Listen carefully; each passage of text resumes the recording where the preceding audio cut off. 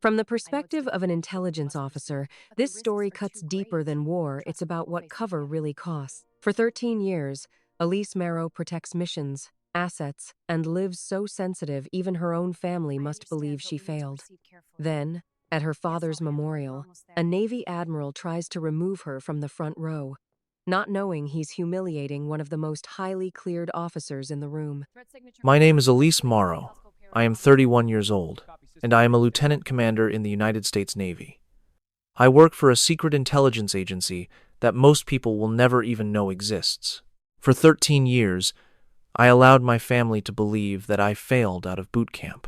I missed holidays, hospital stays, and my father's last days, all to protect the cover story the Navy created for me the day they pulled me from my bunk at 0400. But when a SEAL admiral grabbed my arm at my own father's memorial service and told me to move because the front row was reserved for military, while my mother just sat there and said nothing, I made a choice that changed everything. Have you ever been dismissed by the people who should have had your back the most? If you have, tell me your story in the comments. Before I continue with what happened, please let me know where you are all watching from. And if you have ever needed to stand up for yourself after being misjudged by your own relatives, please hit the like button and subscribe for more true stories about quiet strength and reclaiming your own narrative. What took place next might actually surprise you. I was raised in Virginia Beach, just 3 blocks from the ocean, in a home that smelled of salty air and boot polish. My dad was Master Chief Petty Officer Oliver Morrow, a 30-year veteran of the Navy SEAL teams. He was deployed far more than he was ever home. I realized early on that a military family does not operate on schedules. It operates on faith. Faith that the front door will open again. Faith that the boots left in the hallway will return, muddy, worn, and still attached to a living person. My mother, Sandra, was the glue that held our family together. She managed the school runs, the bills, the grocery trips to the base store on Tuesdays, and the oil changes for the minivan because my father was never there to handle them. She would host neighborhood parties with a smile so bright you would never know she had been awake for 3 days straight, wondering if her husband was even alive. She attended parent-teacher meetings all by herself. She learned how to fix a garbage disposal, how to patch up drywall, and how to file tax returns with pay stubs from a deployed spouse. She had a kind of strength that nobody ever gave her credit for, and I believe that is part of what made her so hard over the years. When you have to carry everything by yourself for that long, the muscles you develop do not always soften when the weight is finally gone. My brother, Tyler, was 4 years my senior.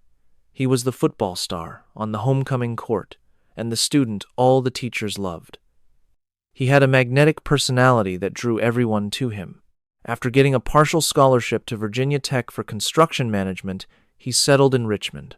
Tyler was the family's shining star, not due to superior intellect or talent, but because his life was an open book.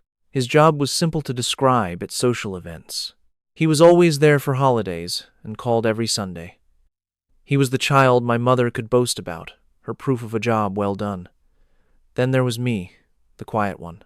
I was an observer, always watching from the back of the room. I devoured books far beyond my age and posed questions that unsettled adults. When my dad returned from a tour, Tyler would greet him with a running tackle, and they would toss a football until my mother, Sandra, called them inside. I, however, would wait patiently on the porch steps for his car. As my father approached, I would simply watch him.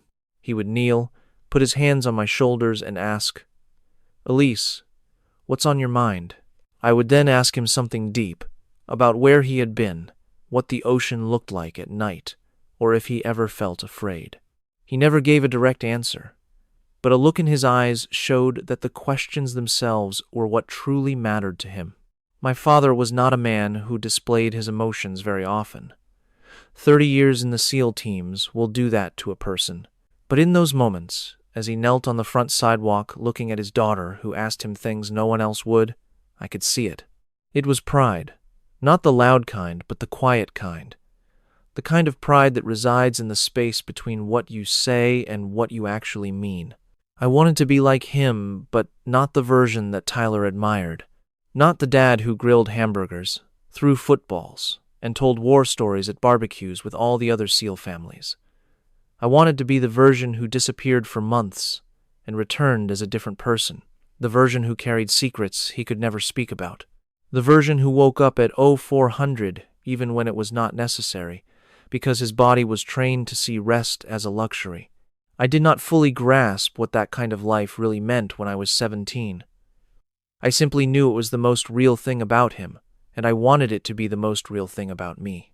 The summer right after I finished high school, I told him I planned to enlist.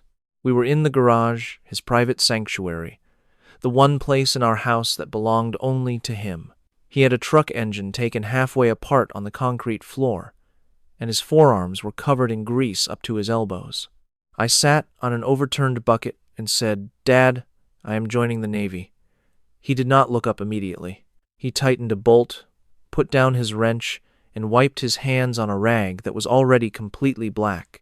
Then he finally looked at me and said, "The Navy will take every single thing you are willing to give. Make sure you understand what that means." I told him that I did. He just nodded. He did not smile. He did not attempt to persuade me otherwise. He simply picked up the wrench and went back to work on the engine. That was his own way of giving me his blessing. My mother cried for 2 straight days. She wanted me to attend college, get a degree, and have what she described as a normal life. Tyler believed I was just being dramatic. "You are not Dad," he said during dinner one night. "You are not going to become a SEAL." I chose not to argue with him. I signed the official papers the week after my graduation, and in August of 2013, I reported to Recruit Training Command in Great Lakes, Illinois. I was 18 years old, 132 pounds, and more certain of a decision than I had ever been in my life. Boot camp was tough in all the ways they warn you about, and also in a few ways they do not. The lack of sleep was constant. The yelling was non-stop. The physical strain broke down people who were bigger and stronger than I was by the end of the first week. But I truly loved it. I thrived on the order, the discipline, and the absolute clarity of knowing exactly what was required and then doing it. I was at the top of my division in physical fitness, first in the run, first in the swim, and second in push-ups, right behind a girl from Oklahoma who weighed 40 pounds more than me. I was in the top 3 for academics. My recruit division commander, a chief petty officer by the name of Brennan, pulled me aside in the second week and told me I had a certain quality he did not see very often. He did not explain what that quality was. He simply said, "Keep your head down and continue performing." 3 weeks later, I was taken from my bunk at 0400 by 2 men in civilian attire. They wore no uniforms and no name tags. One of them held a manila folder with my name printed on it. They explained that I had been chosen for a special program, and I needed to leave with them. They did not say what the program was. They did not offer me a choice. My drill instructor was informed that I had been separated for medical reasons. My bunkmates were told that I washed out. The official military record stated an administrative discharge for failure to adapt. My family was simply told that I quit. The phone was in a corridor with fluorescent lights that buzzed and flickered above me. The man who had taken me from my bunk was standing 6 feet away, just leaning against the wall with his arms crossed over his chest. I dialed our home number. My mother picked up on the second ring. I told her that I was out. She was silent for 3 seconds, which I counted in my head, and then she said, "Your father is going to be so deeply disappointed." I wanted so badly to tell her the truth. I wanted to explain that I had not quit, that I had been specially chosen, that the 2 men with the folder had noticed my pre-enlistment test scores were in the top 1% nationally, and they had pulled me into a fast-tracked intelligence program run by the Office of Naval Intelligence. I wanted to tell her that this was so much bigger than boot camp, bigger than the SEAL teams, and bigger than anything she could possibly imagine.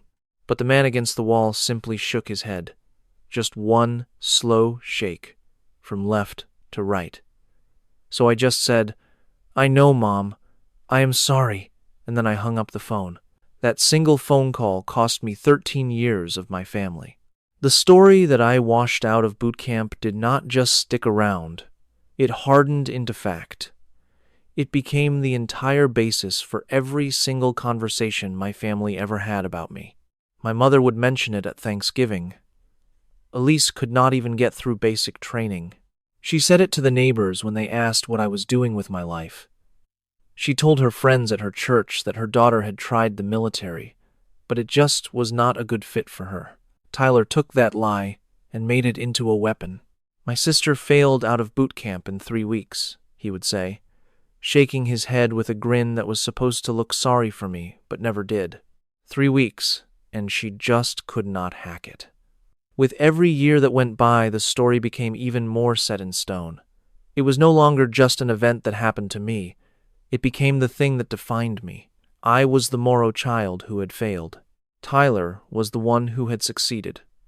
That was the official narrative, and no one had any cause to question it, because I was not allowed to give them one. In the meantime, I was becoming a completely different person. The intelligence program moved at a very rapid pace.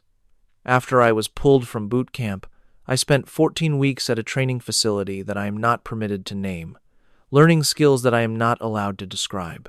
I earned my official rating as an intelligence specialist within my first year. I was very good with languages. I managed to learn Arabic in 6 months and Farsi in 8. By 2015, I had reached Petty Officer 2nd Class and was chosen for the Seaman to Admiral program. This was the Navy's special track for turning top enlisted sailors into officers. I finished a 4-year degree in just 2 years at a university tied to the Navy, all while keeping my intelligence credentials active. In 2017, I became an ensign.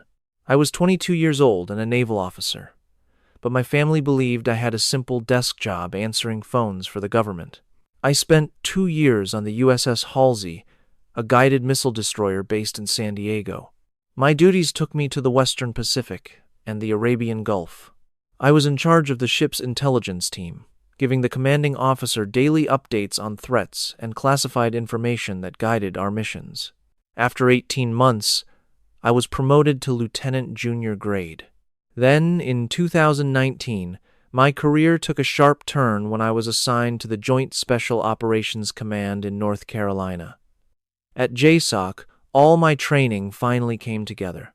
I supported elite Special Operations forces, like the SEAL teams my father had served with. My intelligence analysis directly led to high-stakes missions. I watched raids and rescues unfold on live feeds from inside operations centers, seeing things I can never discuss. I made lieutenant in 2020.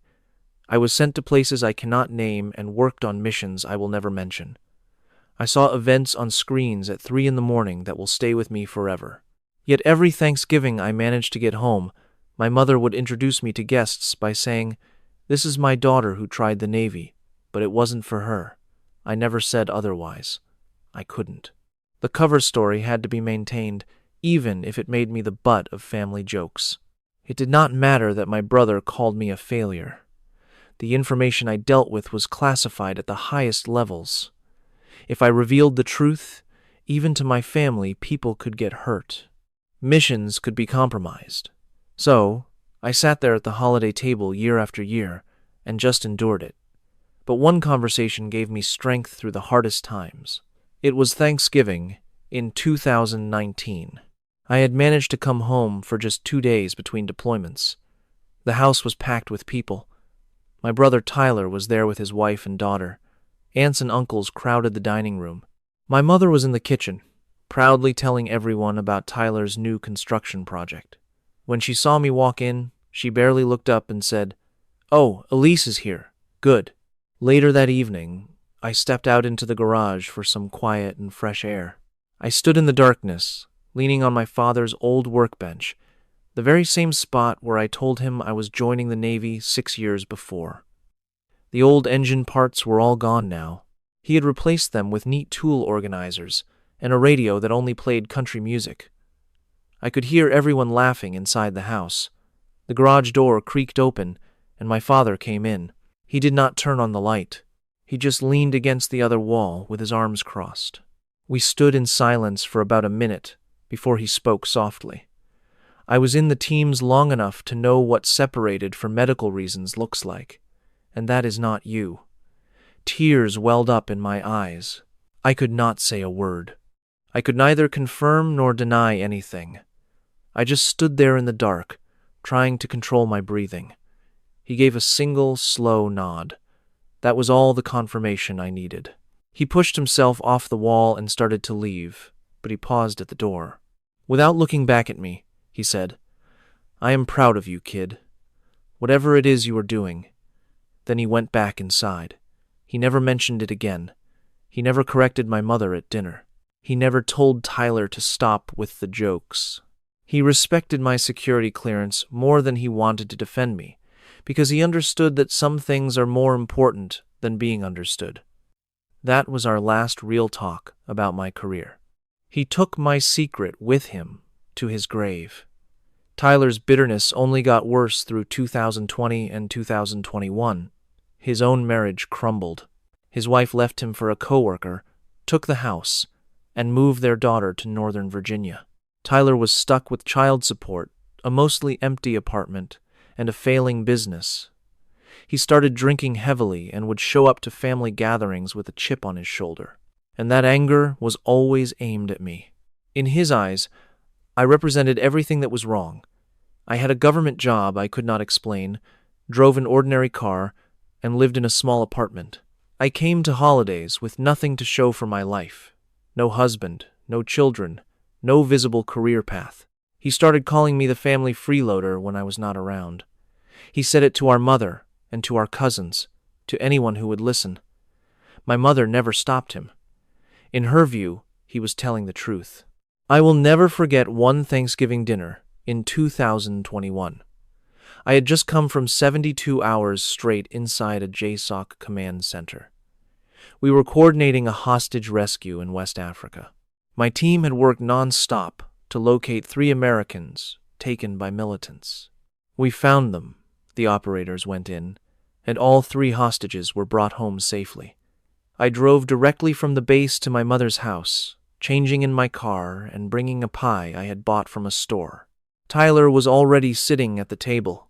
He took one look at me, then at the pie, and said, "Must be nice to get a government paycheck for doing nothing." My mother chuckled. It was not a mean laugh, just the kind that comes from agreeing with an idea for so long that you no longer see the cruelty in it. I sat down and ate my turkey. I forced a smile when I had to and left at 9 o'clock that night. I drove alone in the dark, replaying the sound of my mother's laugh. When I got home, I just sat in my parked car in the driveway. All the lights were on inside my apartment, but it felt just like looking at my mother's house. I was an outsider in my own life. I had just spent a week saving 3 people's lives, and the most memorable part of my holiday was my brother calling me a freeloader as my mother agreed. That was the evening I began to question if my cover story was worth the personal cost.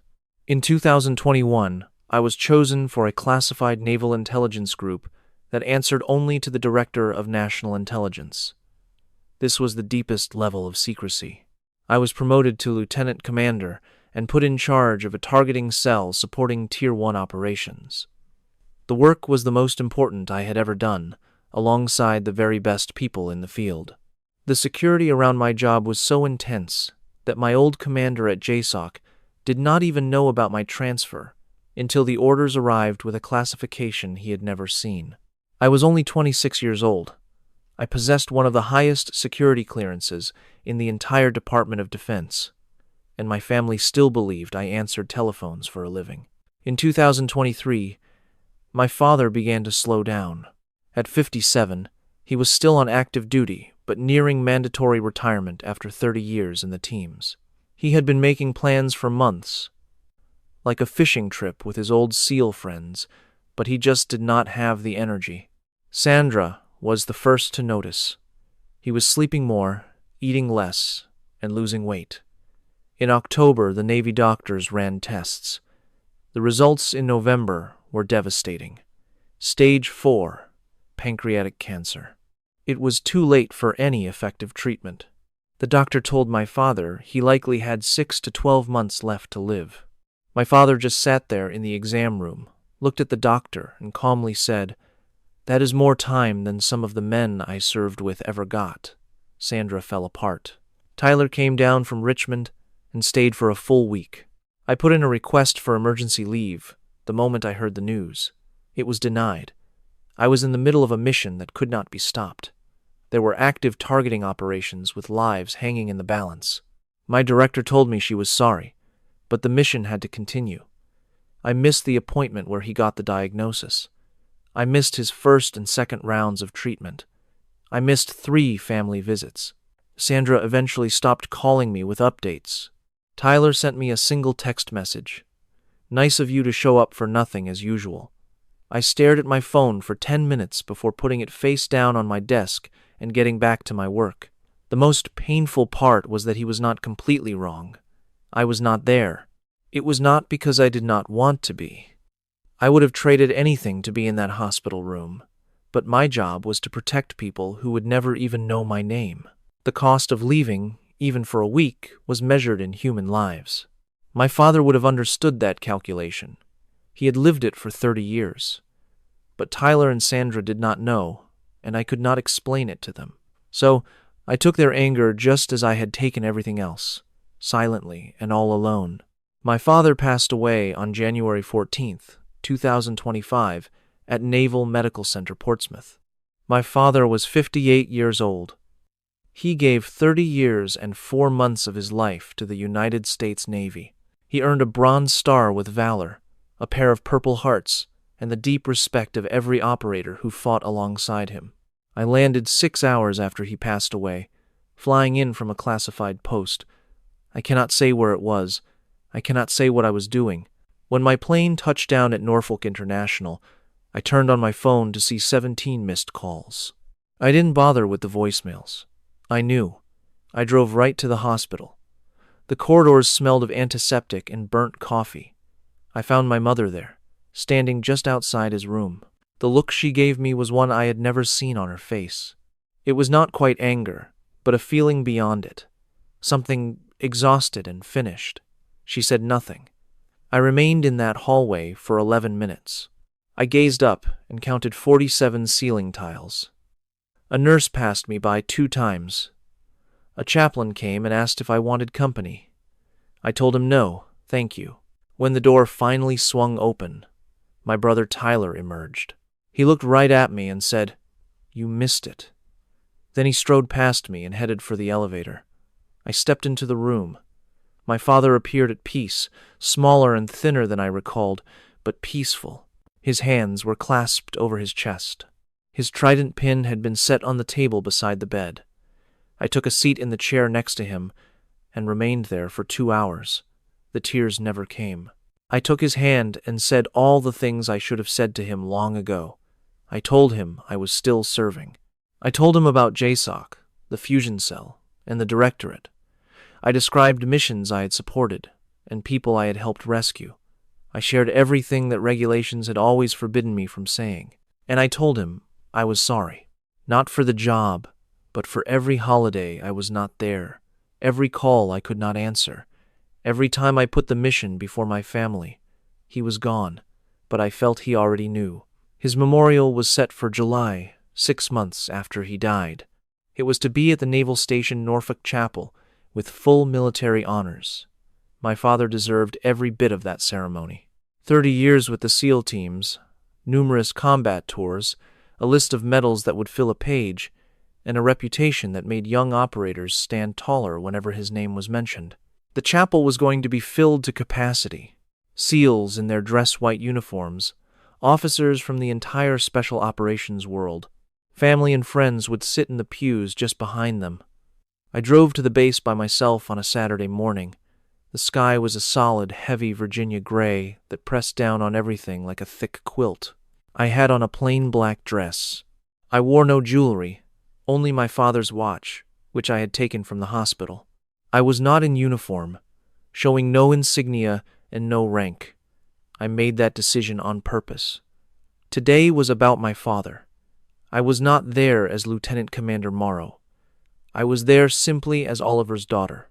The chapel was nearly full when I got there. I saw Sandra and Tyler in the front row, joined by aunts, uncles, and cousins I had not seen for a long time. Uncle Ray and Aunt Patricia were there. Tyler's former wife was absent, but their daughter Lily was present, sitting on Sandra's lap. The rows behind them were a sea of white uniforms and golden stripes. I saw faces I knew, SEALs for whom I had supplied intelligence, officers I had briefed, and men who had executed missions using targeting data my cell had provided. No one there recognized who I was. To them, I was just a guest in a black dress. Rear Admiral James McEwen was at the podium, a 2-star in the United States Navy. For the final decade of my father Oliver's service, McEwen had been his commander. He was the one who had pinned on Dad's last promotion, authorized his final mission, and came to the hospital 3 times. McEwen was a classic Navy man, tall and imposing, with a presence that owned any room he entered. He was conducting the service. I started down the main aisle. My heels clicked audibly in the quiet chapel. Sandra noticed me immediately. She tensed up, her expression hardening. She quickly went over to McEwen, who was greeting people near the front. I saw her speaking to him but was too far away to hear. I was still about 20 feet from them, but I learned later what she said. Her words were, "That is my daughter. She isn't in the military. She tried to join, but failed basic training." McEwen gave a sharp, dismissive nod, the kind an officer uses when processing new data and making a snap judgment. Leaving Sandra, he moved to intercept me.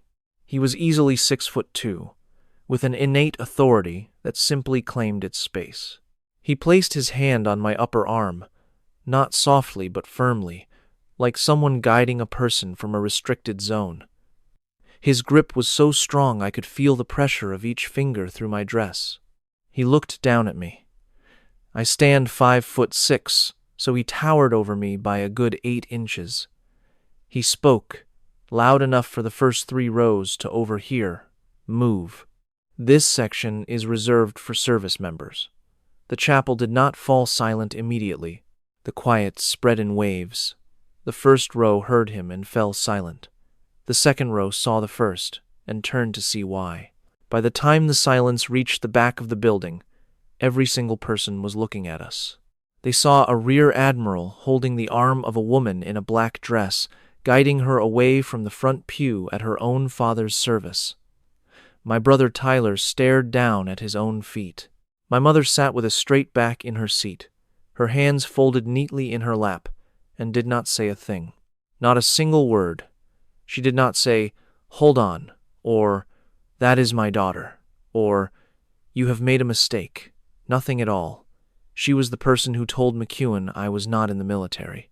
She had created this situation, and now she just sat there and let it unfold. I did not pull away. I did not make a scene. I did not say, "I am a lieutenant commander in the United States Navy, and I outrank more than half the people here." I simply turned and began to walk to the back of the chapel. My heels clicked on the floor again. 200 people watched me go. SEALs, officers, enlisted personnel, and family all watched as a woman in a black dress was escorted from the front row of her own father's memorial. I stared straight ahead. I kept my breathing calm, and I did exactly what I had been doing for 13 years. I endured it. At that moment, McEwen's phone buzzed. He took it from the inner pocket of his dress uniform and looked at the screen.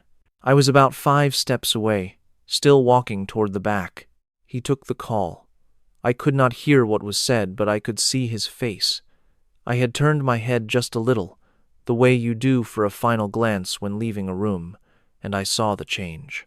The blood drained from his face, not gradually, but instantly, as if a plug had been pulled.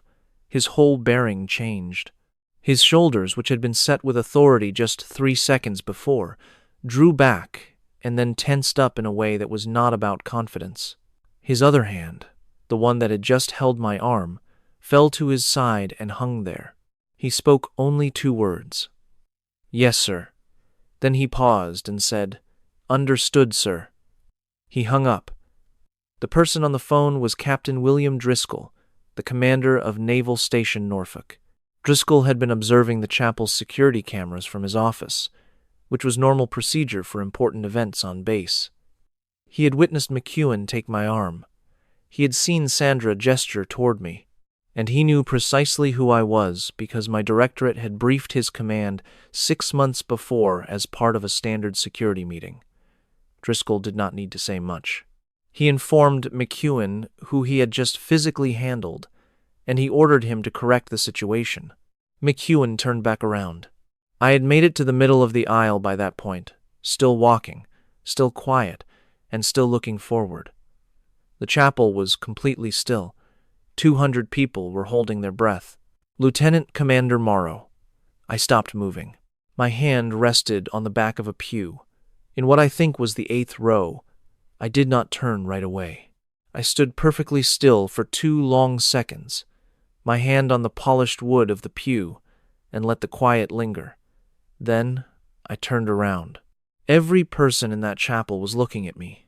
200 people, my father's comrades, his superiors, his teammates, and his family, were all staring at the woman in the black dress who had just been informed that she did not belong. McEwen approached me.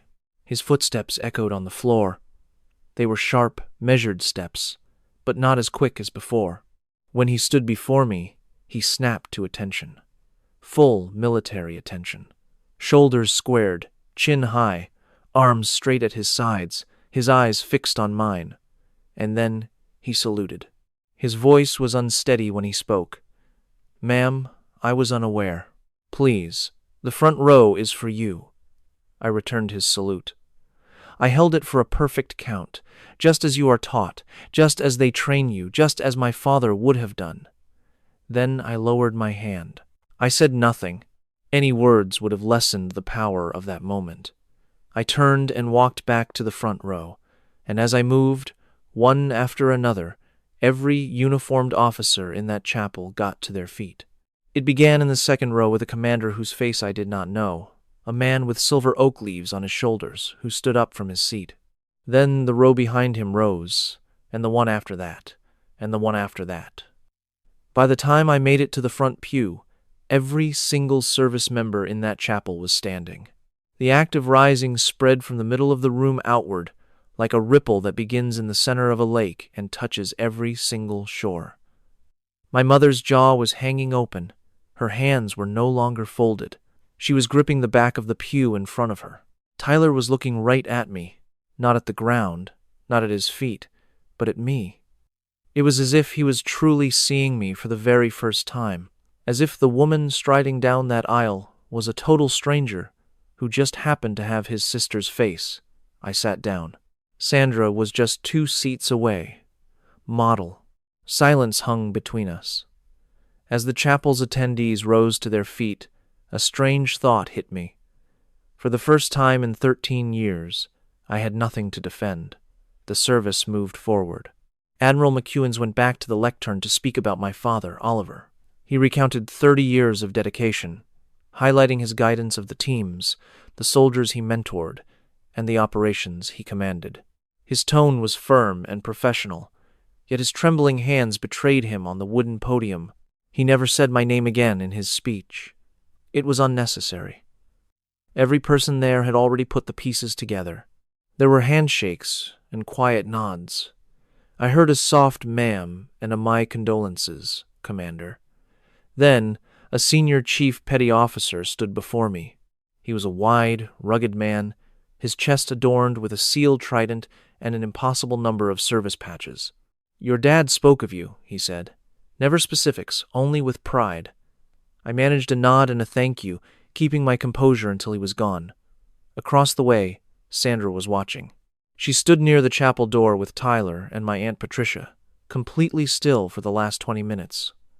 Her face wore the expression of someone whose entire world had just been proven false. Twice, Tyler began to approach me, but after only 3 steps, he would hesitate and retreat back to his mother's side. I skipped the reception. It was at Sandra's home-catered dishes, chairs set up on the lawn, and a slideshow of Dad's life on a laptop. I just could not attend. It was not anger that kept me away. Not really. The feeling was more profound than that. something for which I had no word. I drove home to my Norfolk apartment, left my car in the garage below, and rode the elevator to the 3rd floor. Inside, I just sat on the living room floor. For 2 hours, I remained motionless in the darkness. No lights, no food, no tears. I simply sat there, my back against the couch, looking into the void, as the pressure of 13 years settled on my chest like a solid weight. My mind replayed the day.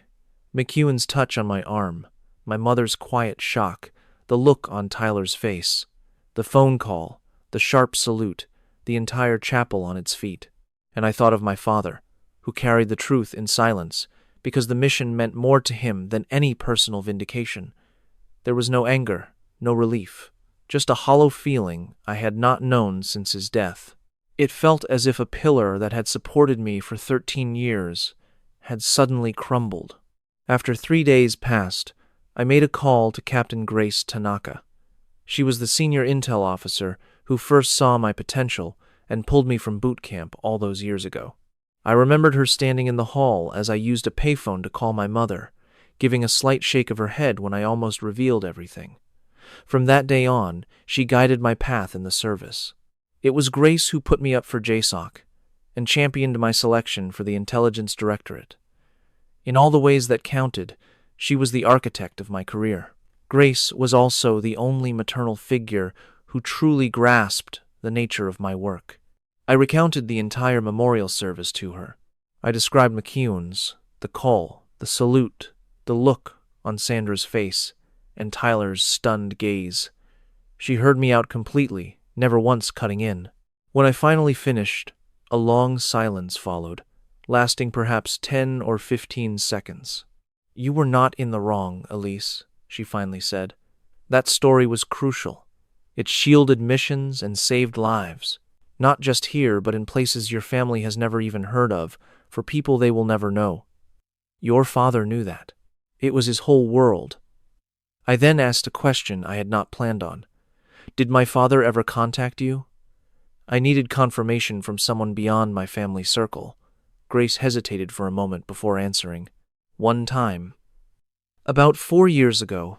He found the main number for my department, which could not have been easy since I never provided it. He said, 'This is for Captain Tanaka.' I do not know the nature of my daughter's work, but I am certain of its importance. I felt it was necessary for someone in her command to know her father is proud. That was the entire message." He disconnected before I even had a chance to reply. After my conversation with Grace ended, I just sat there. I sat on my bed, the phone resting in my hands, letting the weight of her words sink in. My dad had reached out to her. He had gone to the trouble of finding her contact information, a significant effort for someone in her line of work, just to tell her he was proud. He never pried for details or tried to get information. He simply needed a person in my professional life to be aware that he saw me, that he understood his daughter's work was meaningful. For so many years, I had questioned if he was embarrassed by me. I wondered if he silently agreed with Sandra's jabs during family dinners. I had interpreted his quietness as disappointment, but it was not that at all. It was pride. He had always been proud. He was just unable to express it to those who most needed to hear it. It was not a lack of desire, but a profound understanding that some secrets must be kept. He knew the burden of safeguarding those truths often lands on the ones you hold dearest. At the same time, the situation at Sandra's house was escalating. Tyler was anxiously walking through the living room, deeply shaken by the events at the service. It was a nervous energy that made him fidget and his voice tremble. He was stuck on a loop, replaying McEwen's hand on my arm, the phone call, and my response, "Yes, sir." He pictured the salute, with 200 officers getting up for the very woman his mother had dismissed as a failure. Sandra was seated at her kitchen table and had been in that same spot since returning home. Behind her, the catered meal sat on the counter, completely ignored. In the other room, the slideshow of Oliver's career continued its silent loop pictures of him in uniform, overseas, at award ceremonies, beside his men. She could perceive the faint sound of the changing images, but her gaze was fixed elsewhere. Tyler paused in the frame of the kitchen door. "How?" he asked. "How can a supposed boot camp dropout earn a salute from a 2-star admiral? Explain that to me." Sandra kept her eyes down. Her hands were pressed flat against the table, her fingers splayed out as if she were searching for an answer in the pattern of the wood. "I have no idea," she answered. Tyler pressed on. "So she has been deceiving us for 13 years? At last, Sandra raised her head. Her eyes were swollen but tearless. She was beyond that now, in a place of cold realization. Softly, she suggested, "Or perhaps we have been mistaken for 13 years. I did not hear from either of them, but I was not surprised. The service had shattered a decade-long family narrative. They were just beginning to sift through the wreckage. I got it. I had 13 years to adjust to reality. They had only been given 90 minutes. Over the next 2 days, Sandra tried calling me 3 times. I watched my phone ring and let each call go unanswered. It was not to spite her. I simply lacked the strength to summarize a 13-year classified career over the phone, especially while she sat in the kitchen where she had labeled me a failure for years.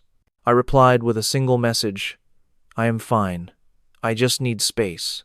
Tyler later informed me that she looked at that message for 60 minutes. Then my brother did something surprising. 5 days following the funeral, he went to Naval Station Norfolk. He left his car in the visitors area, went into the public affairs building, and informed the sailor at the front desk he was Elise Morrow's brother and was trying to find out about her role in the Navy. The petty officer was young, maybe 23, and she studied him for a second before making a phone call. Tyler just stood there. He recounted to me how he waited at the counter for about 10 minutes, feeling more and more ridiculous as the woman spoke quietly into the receiver. Suddenly, a nearby door swung open and 2 men in street clothes emerged. They were courteous and professional, presenting identification from the Naval Criminal Investigative Service. In a calm, direct manner, they informed Tyler that information on individuals in classified roles could not be shared and that his inquiry was now on record. After that, they walked him off the naval base. From his car in the lot, Tyler phoned Sandra, his voice trembling. "Mom, they walked me right off the base. 2 agents from NCIS, just for asking a question about my own sister." Sandra did not respond right away. Tyler continued, "What has she gotten herself into? What is her real job?" Sandra replied, "I have no idea, but it is obviously far more serious than we imagined." Tyler did not know it then, but his trip to the base was more revealing than any talk we might have had. Federal investigators do not remove you from a secure facility for inquiring about an office assistant. That only happens when the subject of your question is involved in work so sensitive that their very role is a secret. The next week, I had a meeting with Grace Tanaka. We met in her office, a room without windows on the 3rd floor of a structure that is not listed on any official map. I let her know I was through with living a lie. Not the official cover, of course. I would never risk an operation or put my team in danger. But I was through with letting my family's idea of me be the only one that existed. I was through with sitting at holiday dinners, soaking up their comments about how I washed out. I was no longer going to be the family joke. Grace got it. She had seen this happen before, where intelligence officers let their cover stories consume their real lives. She said the Navy would not declassify my missions. The details of my job, the directorate, the targeting cell, and the operations I ran would all stay classified. But there were some things I could finally share. My rank, my commission, my continuous years of service, and the fact that I was a naval officer. I had been in the Navy since I was 18, and I never actually left. The specifics had to remain secret. But the larger truth, the fundamental truth my family had misunderstood for 13 years, was finally mine to share. I made up my mind to tell them, but it would be on my own terms and on my schedule. It wouldn't be because the memorial forced me into it, or because Sandra or Tyler demanded it. It was because I had finally earned the right to be seen for who I really was. That evening, I went to my closet. My dress white uniform was in the back, perfectly pressed and clean, still inside the plastic from the dry cleaner after a classified briefing 7 months ago. It had 2.5 gold stripes on the sleeves, the insignia of a lieutenant commander in the United States Navy. My family had never seen me in this uniform, not a single time in 13 years. I brushed my fingers over the sleeve, feeling the significance of what those stripes meant. All the training, the deployments, the missions, the sacrifices. It was every phone call I could not make, every holiday I had to miss, and every dinner I had to endure in complete silence. I left the uniform inside the bag, but I kept the closet door open. 3 weeks after the memorial, I could sense a change, even from far away. Sandra was starting to come apart, not in a loud or public way, but quietly, like people do when a story they have believed for a decade falls apart. She began to replay years of her own words. Every Thanksgiving she had announced that I could not hack it. Every chat with a neighbor where she dismissed me with, "At least she tried the military. It just wasn't for her." It was every moment she proudly showed off Tyler's newest building project, then looked at me with an expression somewhere between pity and disappointment. She took out old holiday pictures from boxes stored in a guest room closet. She laid them out on the dining room table, studying them one after another. Thanksgiving 2014, Christmas 2016, the 4th of July 2018, and she saw what she had overlooked. My calm demeanor, the guarded way I would answer questions about my job, just specific enough to seem ordinary but vague enough to say nothing. How I deflected questions instead of denying them. It was the trained poise of a person taught to hold secrets in rooms full of people trying to uncover them. That composure had been right there the entire time, in every picture, at every family meal, during every single conversation. She simply had not bothered to see it. She called her friend Deborah, a Navy wife for 40 years, whose husband retired as a captain. Deborah had witnessed a lot in her years as a military spouse. She knew about the world that Sandra was just now finding out about. Sandra explained everything to her. The memorial, McKeevan's, the phone call, the salute, and all the officers standing at attention. Deborah listened patiently. Then she said, "Sandra, people in those kinds of programs are not allowed to tell you. That is the entire point. The cover story is not a lie. It is a shield," Sandra replied. "But for 13 years, Deborah interrupted her, she was not lying to you. She was protecting you. There is a very big difference. And just because you cannot see that right now does not make it any less true." Sandra hung up the phone and just sat at her kitchen table, her hands folded in her lap. A new understanding was beginning to form, one that would take months for her to completely accept. Her daughter had not failed out of the Navy. She had gone deeper into it than Sandra could have ever dreamed. And all the silence, the years of quiet holidays and dinners, was not a sign of indifference. It was a sign of discipline. Tyler was also changing. His run-in with NCIS had shaken him. For years he had made fun of me, so sure that he was correct.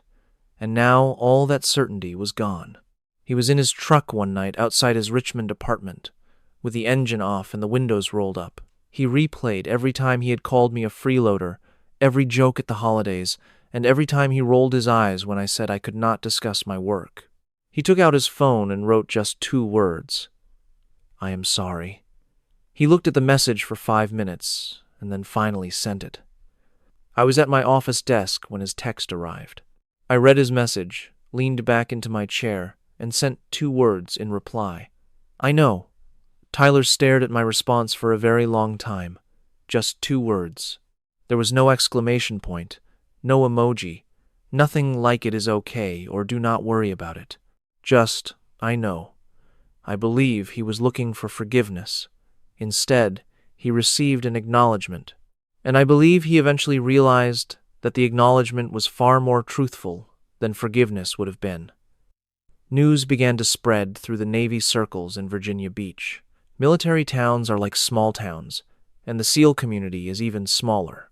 Oliver Merrow's old teammates, the men he deployed with, trained with, and who carried him on their shoulders when he retired, started calling Sandra. They did not call to criticize or shame her, but to give her some perspective. A retired senior chief named Pete Garza came to her house one afternoon. Pete was 61 and built like a barrel, with a handshake that felt like it could crush stone.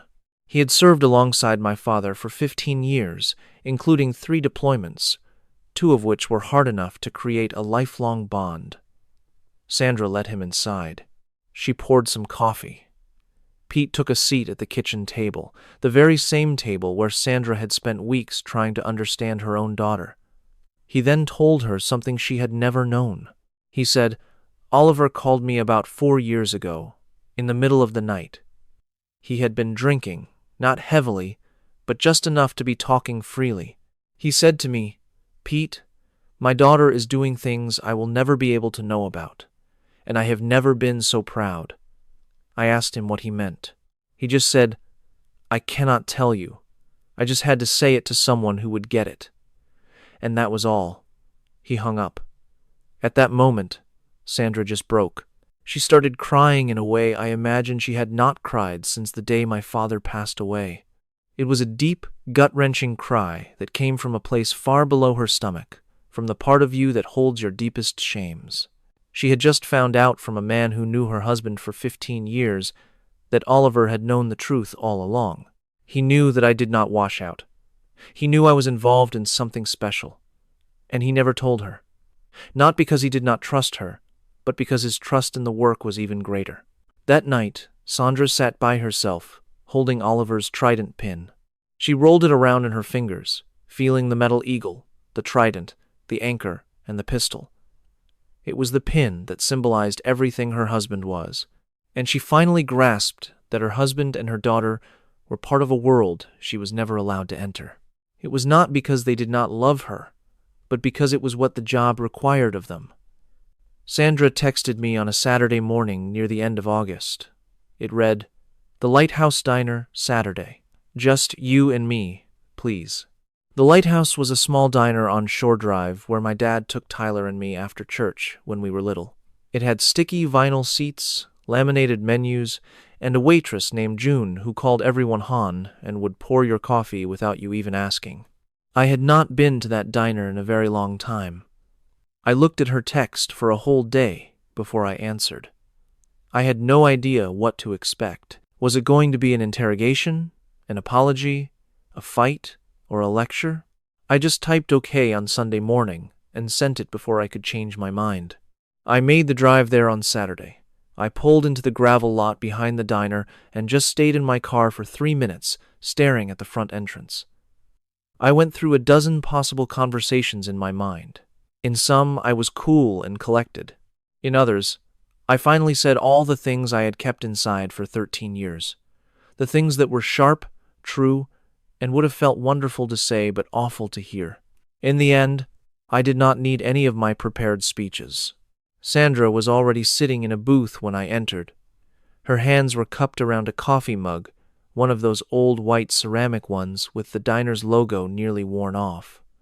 Her eyes were puffy and red, not like she had just been crying, but the kind of lasting red you get from crying for weeks. She seemed smaller than I remembered, older and thinner, with a weariness that was not from a lack of sleep. It was the exhaustion that comes from believing the wrong story for so many years and then finally letting it go. She was the first to speak. She did not ask me what I did for a living. She did not ask about McKeevan's, the salute, the phone call, or the officers standing at attention. None of the things I was ready to deflect. Instead, she said, "For 13 years I told everyone that you were a failure, and you let me believe it." I just looked at her. My mother, the woman who had kept our family strong through 30 years of my father's deployments. The woman who learned how to fix sinks, patch walls, and do taxes all by herself. The woman who had turned that same strength into a weapon sharp enough to wound her own daughter. "I had to," I answered quietly. Her eyes drifted shut and stayed that way for a long moment. Then she spoke. "Your father tried to tell me, not with words, But he would get this certain look whenever I made a comment about you, like I was missing something important. He wanted to speak up, but couldn't. I brushed it off every single time. I reached over the table and placed my hand on hers. Her fingers were cool from holding the coffee mug. We sat in silence for a while. A waitress named June approached with a fresh pot, sized up the situation with the wisdom of 30 years of service, and walked away. Sandra finally asked, "Can you tell me anything at all?" I told her everything I was allowed to. I explained that I was a lieutenant commander, a commissioned officer in the Navy. I had served continuously since I was 18, never quitting or failing. I told her my work was confidential, which was why I couldn't share details. I made it clear that missing holidays, hospital visits, and phone calls was never an easy choice. Every single absence had a purpose I was forbidden to explain. She took it all in, nodding slowly. Then, she asked the only question that truly mattered. "Are you safe?" I hesitated. Images of operations centers, glowing screens at 3 a.m, and missions in dangerous places flashed through my mind. "Most of the time," I said. Sandra let out a short, surprised laugh, the kind that escapes before you can stop it, a mixture of pain and humor. It sounded just like my father's laugh. We both heard the resemblance, but didn't mention it. She didn't require the entire truth. She just needed enough to overwrite the wrong story she had believed for so long. For the first time in 13 years, I was permitted to give her that. We left the diner together. The Virginia Beach sun was intensely bright in the parking lot, reflecting off every surface. At my car, Sandra did something she hadn't done since I was a teenager. She linked her arm through mine. It wasn't a hug, but something more casual and familiar, as if it were a regular habit. She held on for a second, then went to her own car. I sat in my seat and watched her drive away. The air smelled of gravel, salt, and coffee. A feeling I hadn't experienced in years washed over me.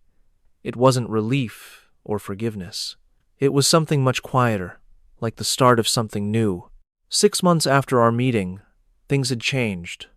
Not fixed, but different. Sandra and I began talking on the phone each week. Our calls started short, focused on the weather or what she was cooking. Soon, they became longer. She would ask about my apartment, my diet, and other small details of my life. She never once asked about my job, a courtesy I appreciated more than she could ever realize. Tyler came to apologize in person. He drove from Richmond one Saturday and found me in Sandra's kitchen. He looked me in the eye and said, "I have been a terrible brother. I don't know how to fix it, but I want to try." I assured him that trying was enough. He then gave me a hug, the first in over 5 years. It was an awkward, tight embrace that lasted a moment too long, but it was perfect. Thanksgiving in 2025 was the first in 3 years that my career wasn't a source of jokes. When a cousin asked about my job, Tyler quickly said, "She can't talk about it." He said it simply, without any sarcasm or eye-rolling, just with a quiet respect I had never heard from him. Sandra introduced me to a neighbor, saying, "This is my daughter, Elise. She's in the Navy." There were no qualifiers or explanations, just a simple, proud statement. Those words had taken 13 years to arrive. That January, I was given a new assignment overseas. It was a career-defining opportunity that would keep me away for at least 2 years, leading operations in a place I cannot name. The work would be more challenging than anything before, but I was ready. When I told Sandra on the phone, she was silent for about 15 seconds. I could hear her breathing. Then she said softly, "Come home when you can. I'll leave the light on." My chest tightened, and I gripped the phone. That was what our father, Oliver, always used to say. Before each deployment, he would stand in the driveway and tell Sandra those exact words, "I'll be home when I can. Leave the light on." In 13 years, she had never said them to me, only to him. Now she was giving me his words, his promise, in her voice. "I will, Mom," I replied, and I truly meant it. The night before my departure, I finally opened the note from my father's possessions. The box from the Navy had sat unopened since January, holding his trident pin, a folded flag, and one folded piece of paper with his distinct, blocky handwriting. I had moved that box twice during 7 months of grieving. I had opened it 3 times, but only to look at the items inside, never to read the note.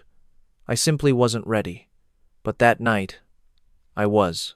I sat on my bed in my bare apartment, my gear packed, and my alarm set for 400 hours. I unfolded the note. The paper was from a yellow legal pad, and his writing was shaky from the medication he took near the end. It was dated December 27th, 2024, 3 weeks before he passed away. It began, "Elise, I never told your mother the truth. That is my fault, not yours. I should have fought for you at that table. I should have defended you every time she made those comments. I didn't, and I am sorry. You are the best part of me, not Tyler, not my career, but you. I love you, kid. Dad." I read it once, then again, before holding it to my chest and closing my eyes. I remained that way until my alarm sounded. I don't believe I slept at all. I folded the note into my uniform pocket, zipped my bag, and turned off the light. I drove to the airfield in the darkness. It has been a year since then. I am now overseas, fully engaged in the work I was meant to do. The pace is relentless, with 16-hour days and briefings before sunrise. I make decisions with consequences I cannot discuss, but I excel at this. My colleagues here know me for my rank and my record. They call me by my name, and they mean it. There is no cover story, no lie to make me seem smaller than I am. For 12 hours a day, I am exactly who I am supposed to be. On Sundays, I have a video call with Sandra. She asks about the weather and if I am sleeping enough. She never mentions my work. She tells me about her garden. She planted tomatoes this year, which she hadn't done since my father died.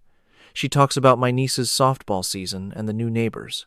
These are the small, normal things she used to share only with Tyler, thinking I didn't care. But I always did. Sandra has started volunteering at the Fleet and Family Support Center. She helps Navy spouses handle deployments and the loneliness that comes with them.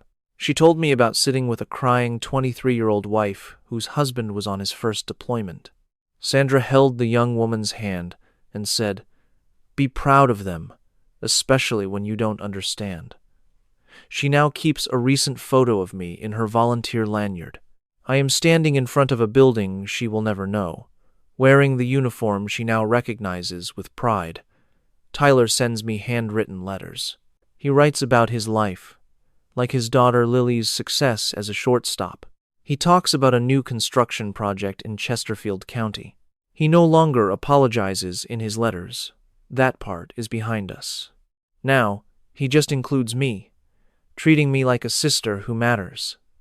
His last letter concluded with this: "I told Lily about you. I explained that her aunt serves her country in secret, vital ways. She asked if you were a superhero. I told her yes. I laughed out loud when I read that, alone in my room at 10 at night on a Wednesday. My eyes burned a little. It might be the kindest thing my brother has ever said to me. Tonight, after my shift, I stepped outside.